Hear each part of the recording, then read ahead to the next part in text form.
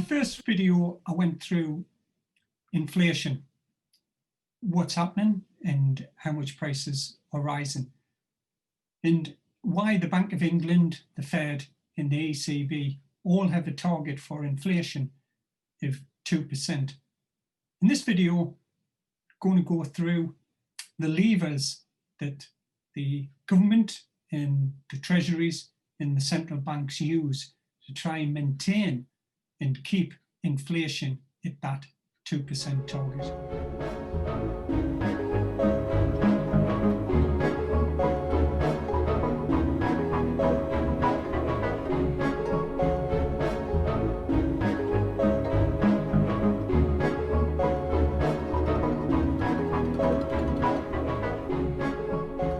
So all the central banks have the same mantra.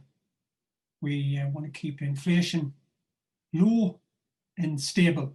And the low and stable to them means 2%.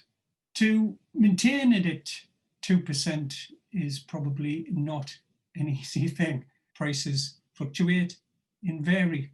The government, however, has control levers that it can use to try and get inflation to stay within a narrow band around 2%. The levers that the government use are basically tax, borrowing, interest rates and QE. So I'll run through each of these in turn and show what the effects are and how the government tries to use these to keep the inflation rate on the 2% target.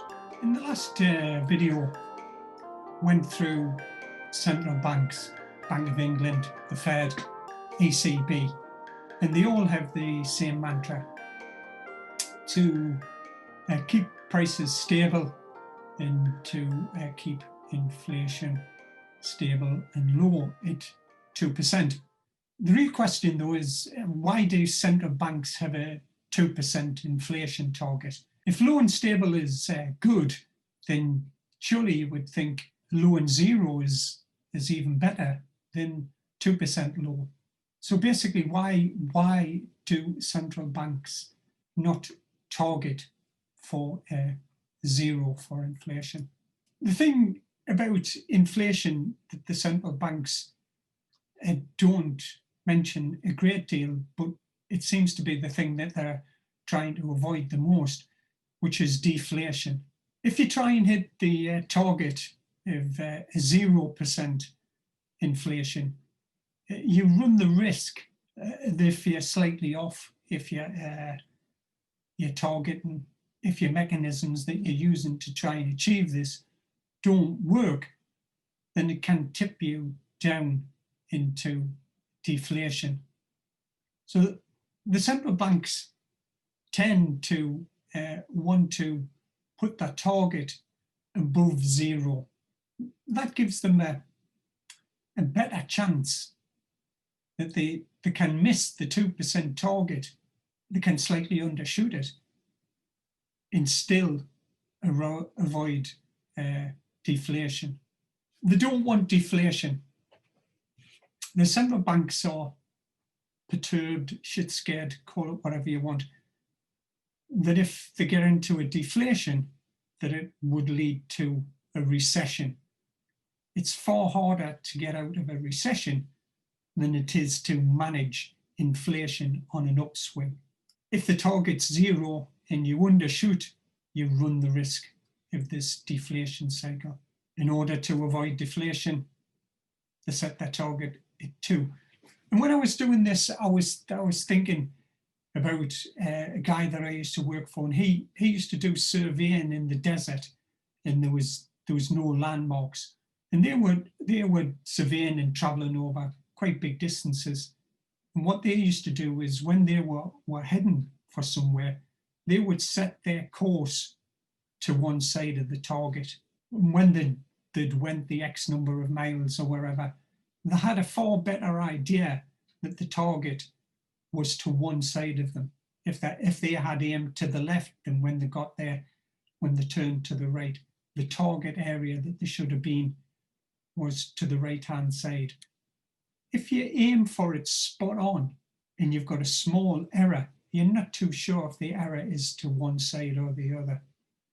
So that's my take on why the central banks aim for the 2%. The government has a number of levers of control for inflation, or really to control inflation. They basically fall into, as far as I can tell, 4 major camps. First one is taxes. And obviously, you can raise or lower the taxes. The second one, you can borrow. The basic options here seem to be you can borrow more, or you can borrow even more.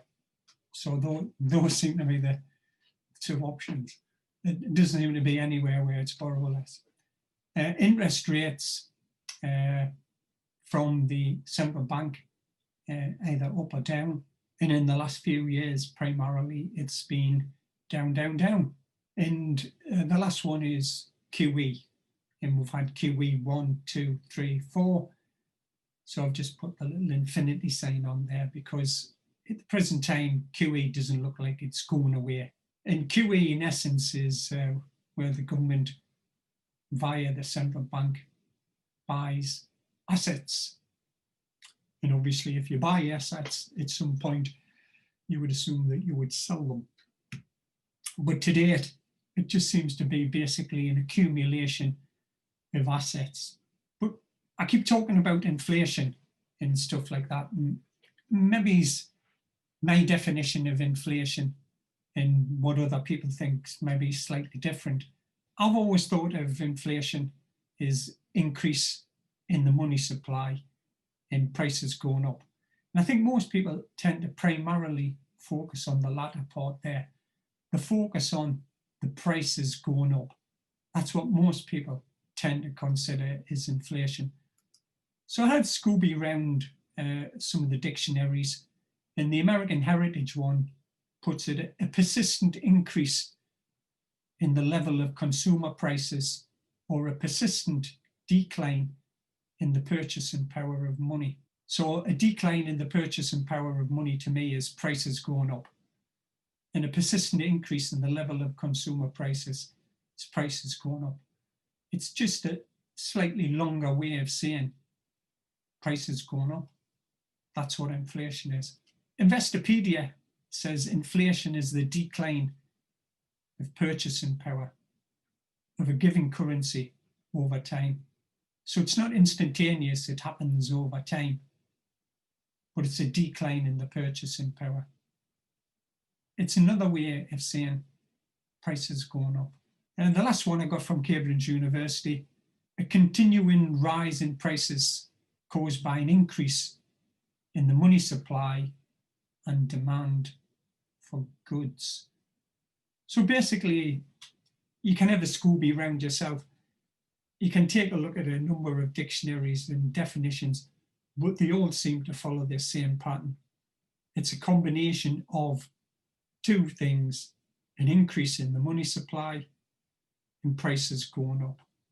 The easy way for most people is lack of purchasing power. The pound that you have today will not buy you the same amount of goods in the future. On the first one, taxes. The government basically has a number of different taxes that it levies or collects. The taxes are collected by and administered by the Treasury. They set the tax bands in HMRC, Revenue and Customs, apply some of the rules and regulations and collect some of them. The Treasury has business tax, corporation tax, which is a tax on the profits of companies. It also has income tax, which is a tax on earnings. The third one is a tax on savings and investments. If you've got any money in a building society or a bank, if you've got a dividend from a share, if you've got a capital gains coming back. These are all taxes that can be applied to savings and investments. And the last one in yellow there is VAT, value added tax. Basically, it's a tax on purchases. It's a tax when something moves from one person or one company to another. On the business tax, if you increase the tax on the business are going to have less money. Tendency is they'll invest less and there'll be less jobs. And you run the risk of companies decamping and moving capital or factories abroad. Second one, the green one, income tax increase. If you take more money out of people's pay packets, then there tends to be less consumption, tends to be less saving. And at the moment, most of the Western countries, UK, US, Europe, are consumption-driven economies. Also, if you put the taxes up, initially, you're going to get a kickback and people will want a corresponding increase in their wages to compensate for the additional taxes that they're paying. If you get a wage rise, then the wage rise is inflationary because you're increasing the money supply. Savings investment tax increases. If you do it too much, people just take the attitude, well, why bother saving? I'll just spend the money, because you're getting very, very little. Present time, bank rates are exceptionally low. Interest rates that you're getting on savings are near rock bottom. Basically, why save? What it also does, though, is that it tends to squeeze people into different directions, and they tend to want to move money to get better rates. There's big problems with pension funds trying to get better rates due to bond yields, i.e. the dividend coupon on a bond has gone down because the government has reduced, Bank of England has reduced the bank rate. It's the same in the US with the Fed rate. It's the same in the ECB. They just call it slightly different term, but it's basically the rate at which they pay interest on to banks which hold accounts at the central bank. It's a bank rate. VAT's a slightly different tax, and it has a slightly different impact. VAT tends to be a percentage tax. So if you put the percentage up, the moment VAT in the UK is 20%, if you put that up to 25%, then the cost of the goods or services that you're paying it on it goes up by 5%. That's a huge, huge rise. CPI, which is the method that the government uses to measure inflation, and it also ties it to pensions and some of the benefits that it pays out, works on a year-to-year basis. So if you put VAT up, that puts prices up. If the price is higher this current year than it is last year, then that puts the CPI up. The effect is transitory. It only lasts for 1 year, because after 1 year, you're comparing next year with this current year. So you're comparing next year with what the rise is being this year. And that VAT rise gets washed out and it does not show in the CPI inflation figures anymore. VAT's a transaction tax. When you carry out any transaction, buying, companies selling on, anytime there's a transaction, basically VAT's a transaction tax. Now there's a load more taxes that the government collects on. like for housing, stamp duty, blah, blah, blah. There's heaps of them. I've just tried to bring the main ones out. Now there's a lot of research done, and one of the things is a Laffer curve. Yeah. And basically the Laffer curve says that at some point between 0 and 100, you should get the maximum tax receipts out. Obviously, if all your taxes are set to 0, then the tax take that you get is going to be 0. If you set all of your taxes to 100%, then in a lot of cases, people just won't work. They won't carry out any transactions. So again, the tendency would be for your tax take to be low. So somewhere between 0 and 100% on all these different taxes. And remember, all of these taxes are in play at the same time.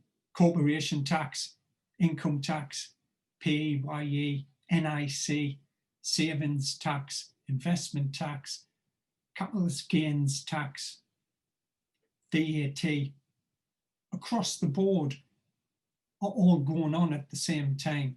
The ones that you take a look at and that shows a Laffer curve, and it's either like a bell or it's put onto the other axes and it looks like somebody with a beer belly. Either way, it's not quite as smooth as that.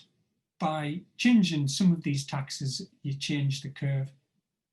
And it's not just a simple A equals BX curve. There's lots of factors. If you double VAT, that shoots up inflation. It may or may not improve the tax take on the Laffer curve because you may suppress the demand so much. One of the things that it says, or what I've read about, says is though normally when it's in a ratio with the GDP, to get your max tax take, i.e. without killing the golden goose, the government's tax take should be less than 40% of GDP.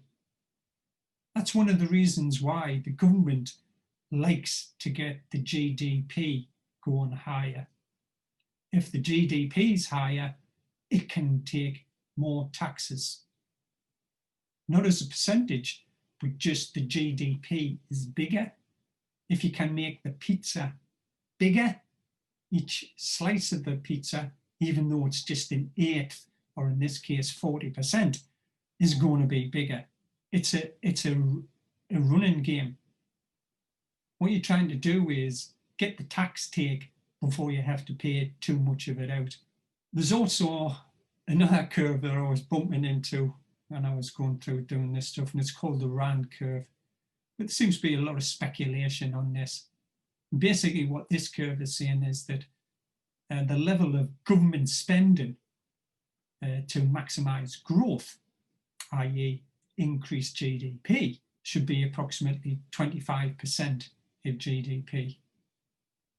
So the tax receipts should be less than 40%, and the government spending should be approximately 25%. If you can manage those two things, then supposedly you can get your GDP to increase faster. So if your GDP can be increased, then the amount of tax receipts will go up. Yeah. If you can make the pizza bigger, instead of getting the 8-inch pizza, you get the 15-inch pizza or the 20-inch pizza. If the pizza is bigger, your slice is bigger. Simple-ish. I like pizza. The second lever of control is the government can borrow. And the borrowing is carried out by the Treasury.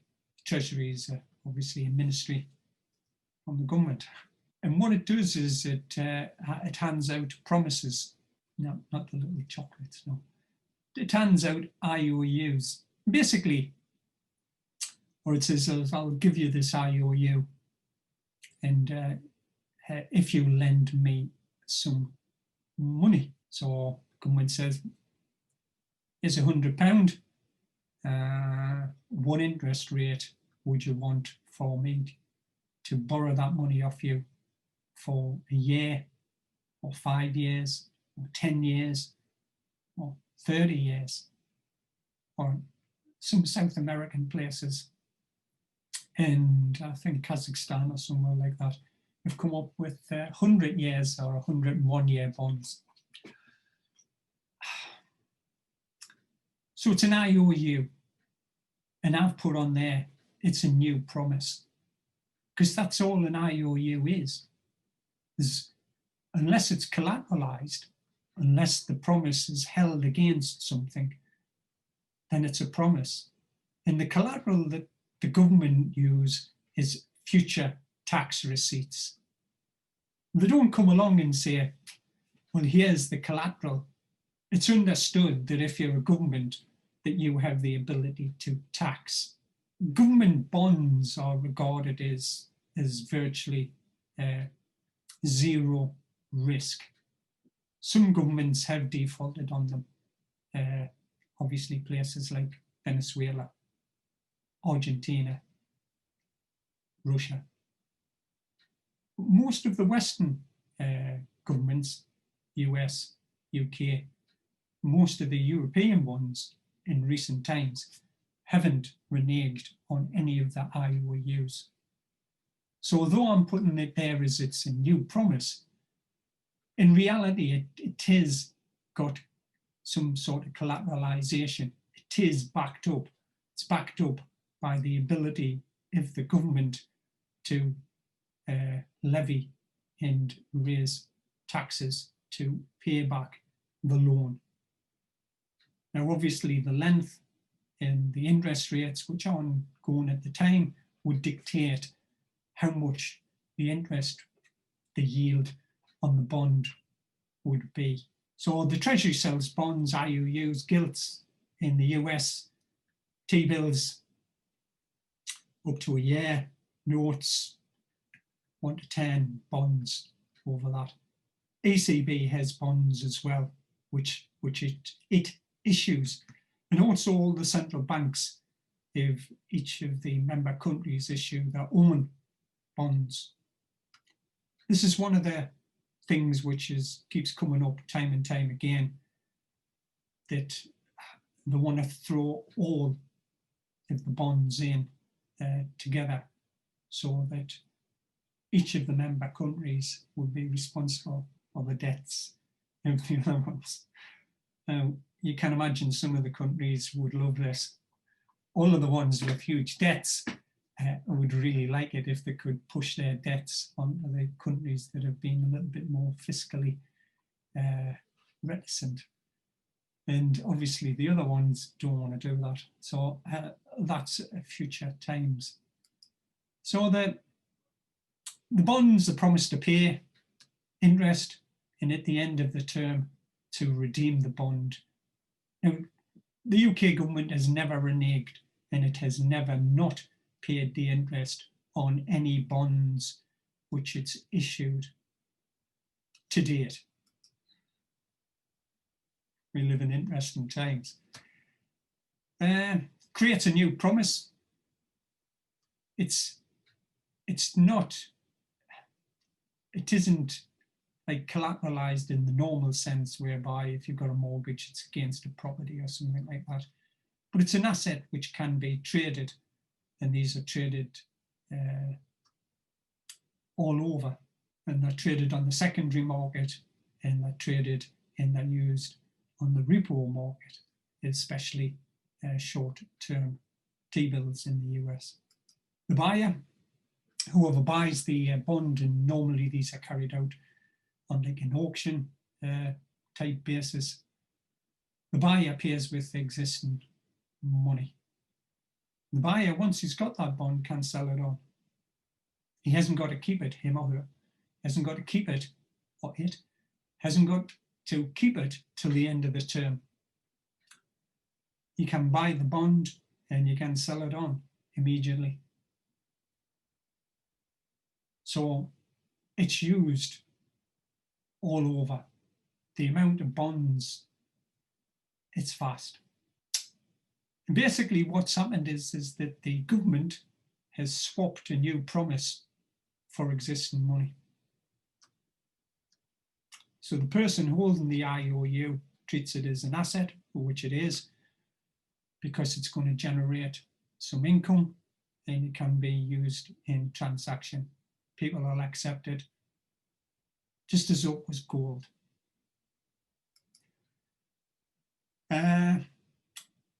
The sort of downside of all this borrowing is that it increases the national debt, and it requires future taxes to redeem it.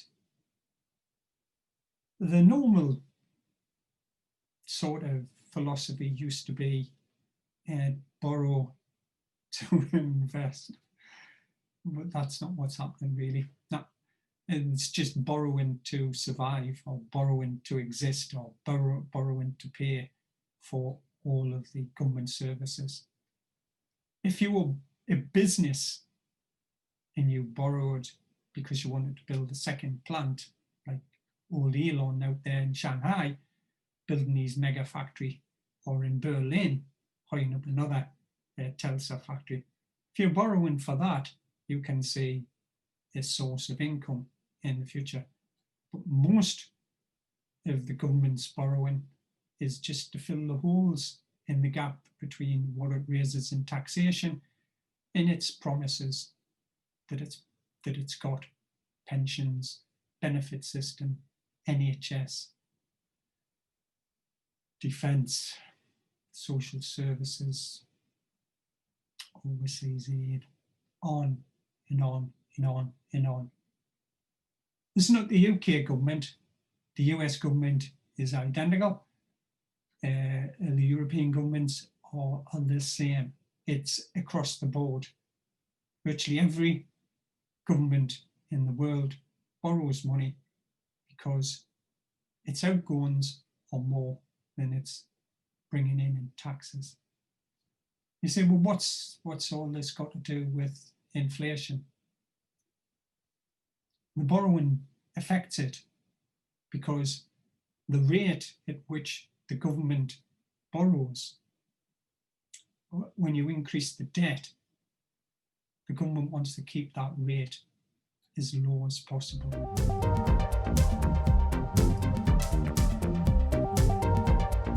Interest rates. Interest rates are used by normally in the UK, it's the Bank of England. It's used by the central bank of whatever jurisdiction you reside in. The three main ones, obviously, is the US with the Fed, UK with the Bank of England, and ECB with the Euro countries. But there's other central banks around the world, Bank of Japan, blah, blah, blah. In the UK, the Chancellor has set an inflation target of 2%, and he wants that to be kept at 2% all of the time. If it goes to 3%, or it goes lower, like above 3%, or it goes lower than 1%, he expects the Bank of England to do something about it and get the inflation, as measured by the CPI, Consumer Price Index, back to 2%. Now, he regards that as symmetrical. He doesn't see any difference in it being 2.5 or 1.5. He regards them both as being off target. So if inflation goes above 3 or below 1, the Bank of England has to take action. Thunderbirds or go. So the Thunderbirds that the Bank of England launches are the interest rate. That's like Thunderbird 1. That's the first Thunderbird that they launch. If the inflation is going up, then they'll put the interest rate up to try and dampen things down. This makes loans expensive, especially mortgages. It tends to slow the economy and it tends to push inflation down. That's what it's doing. Thunderbird 1, dive out there, put the interest rate up, goes down. Back when I was buying my first house, interest rates touched 15%. You can imagine if you're paying a mortgage and a lot of the interest rates are floating, as the Bank of England changes the rate, your mortgage rate goes up. So you can imagine this is the housing market in the US and the housing market in the UK is a huge part of the economy. New house building, furniture, all of the electrical goods, house moving, conveyancing, stamp duty tax, blah, blah, blah. You put the brakes on house building, shuddering. And the frightened that wants to do that can't get it restarted. Because of various factors, and one of the main ones being the increase in the population in the UK, there's been a huge demand for housing. House prices have went up enormously. If you stop people buying houses because you put the interest rates up too high, on top of absolutely enormous price rises that's happened, especially in the southeast of the UK, people just won't be able to buy houses. Inflation rate. If they put the interest rate down, means loans is cheaper. Hey-ho, let's get out there, buy a bigger house. It boosts the economy and it boosts everything associated with the economy. When your economy is being exported, industrial-wise, or large parts of it have been exported to cheaper places in the world, then what you're left with is services and industries like the house building, which can't be moved. Unless you come up with a method of building a house and shipping the whole house and just plugging it in, then house building must reside in the country. And it's a huge part of the economy. Get the interest rates down, means loans are cheaper, boosts the economy, puts the inflation up. So if you've got low inflation, get the interest rates up. I want inflation to kick in, I want it back on the 2% track target. No arguments, no ifs, buts or maybes. I want 2%. This is what the Chancellor says.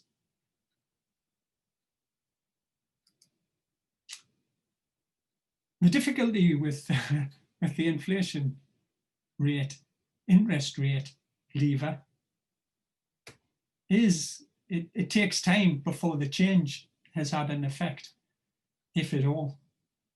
And sometimes they can change, if you're just changing it by a pesky little 0.25% and there's a herd of elephants trying to buy houses, it's not going to have any real impact. For it to have an impact, it's got to be big and it's got to be bold. You know, the little 0.25 ratchet, that's when you're just trimming off. But house prices, they're difficult. Inflation is what the central bank uses interest rates, uses to try and pull them into line.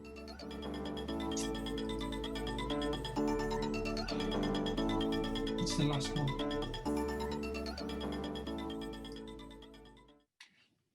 The last one, my favorite,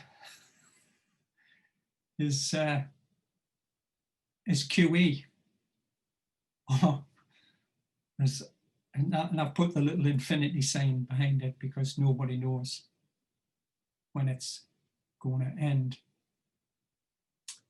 And this is the asset purchase or quantitative easing.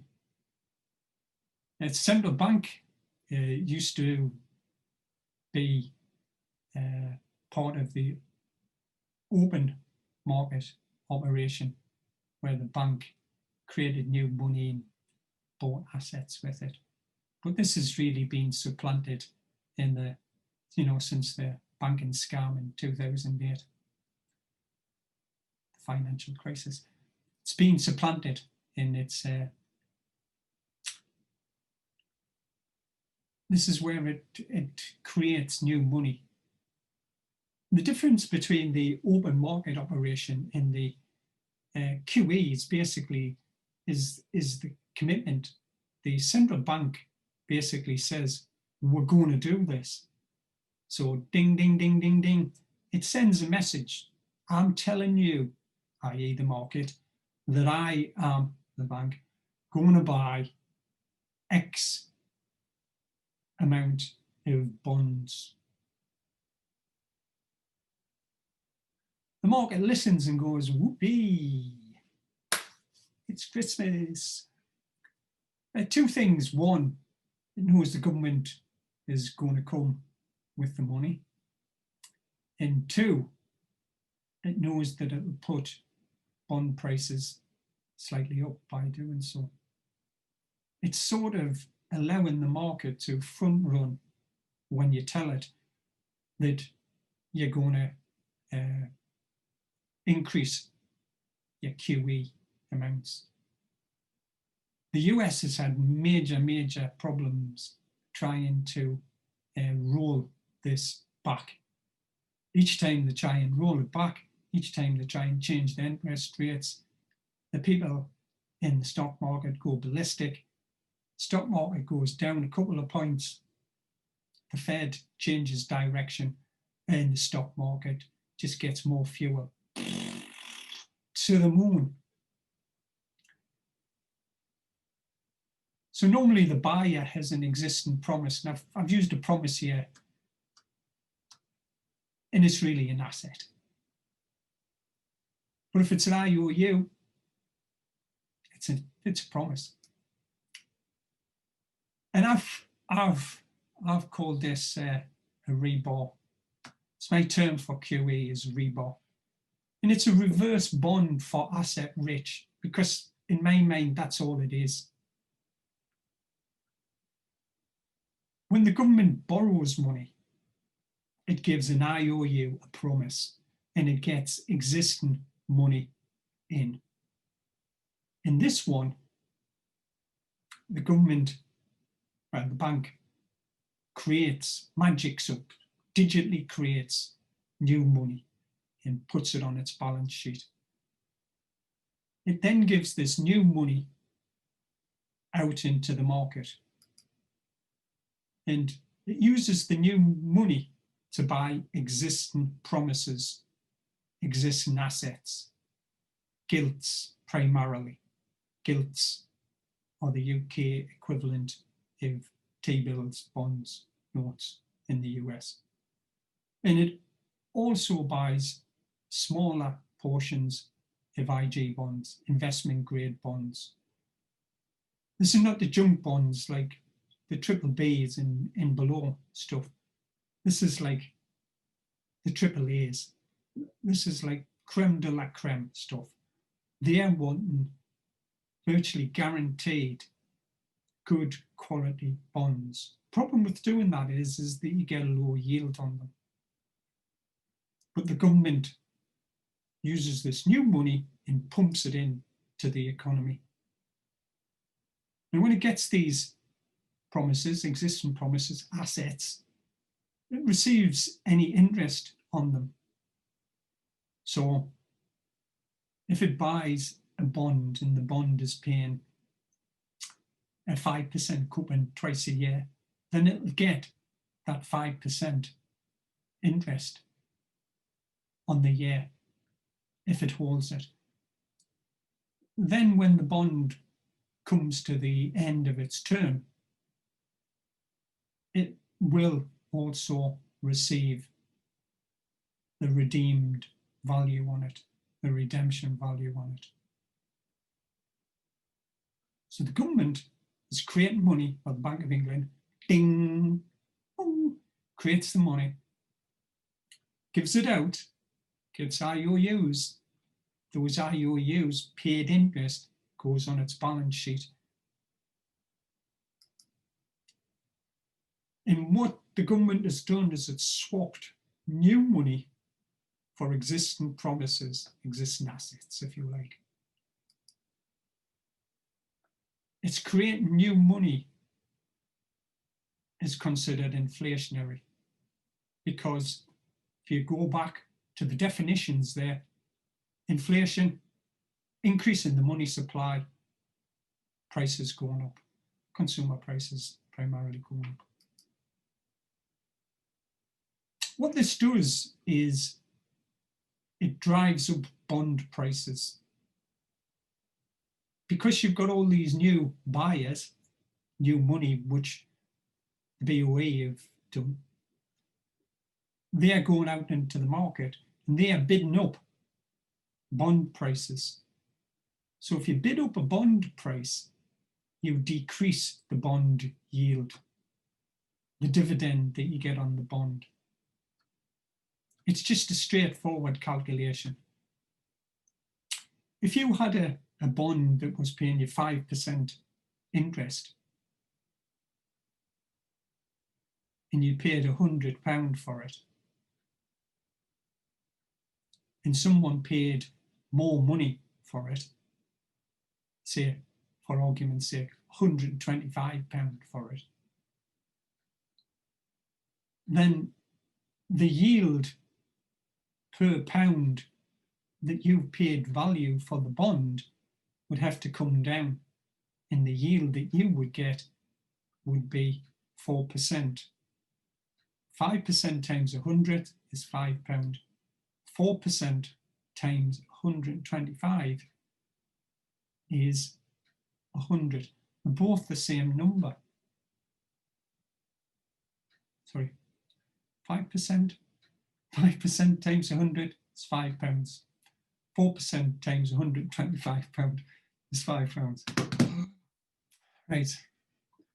So it drives up the bond prices, decreases the bond yields, pushes that money out into the economy.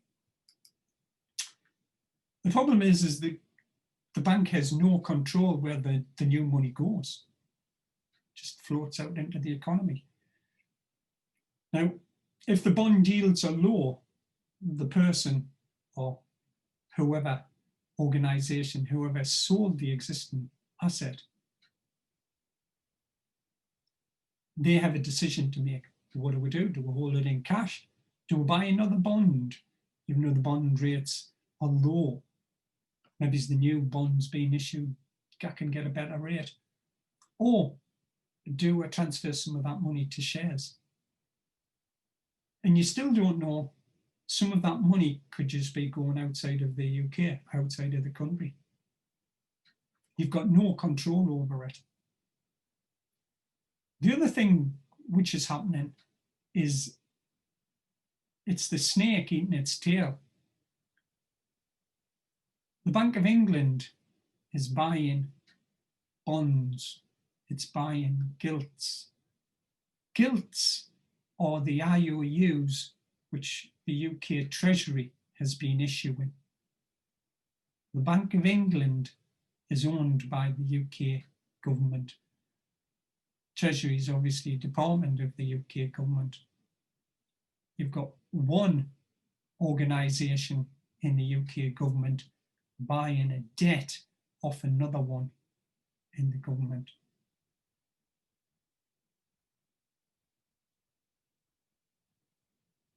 The government is buying its own debt. The government is getting paid interest. Bank of England, because it's on its balance sheet, is getting money from the Treasury because it owns that gilt. when it comes to the end of the term, it's getting the money for it. It's just accounting. What the accountant's done is you've pushed that money into the economy and you've increased the amount of money that you've got on QE. It's a reverse bond for people who are asset rich. QE makes people with assets richer because it pushes asset prices up.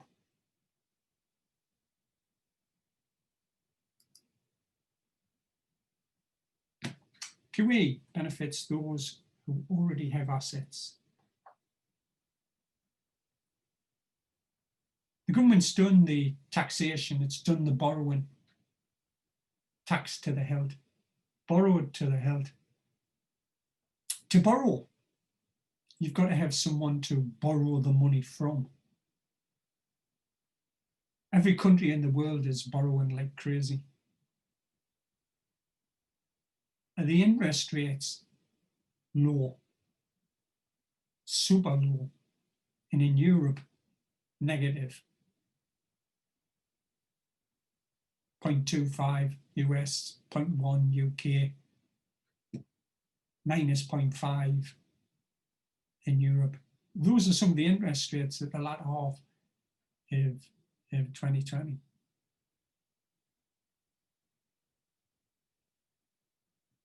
Now we've got QE infinity. The reason why QE, to my mind, is working is because everybody's doing it. It's like the Charleston or whatever it is. I don't know any dances. But if everybody does the same dance, and it doesn't look out of place. But if one country stops this QE or does something different, then the chances are that currency will either flow into or out of that country. At the moment, everybody's body's boogieing to the same music. They're all singing the same song, 2%. They're all doing QE. They've all got the interest rates to absolute rock bottom. What do you do when you can't raise the taxes, when nobody will borrow any more money from you? Because that's in essence what this is. QE is the government borrowing money off itself. Taxes high, borrowing maxed out, interest rates rock bottom. There's only so far you can go with QE before people say, I think perhaps you're borrowing so much from yourself, you just mightn't be able to pay it back. I'm reluctant to hold this currency.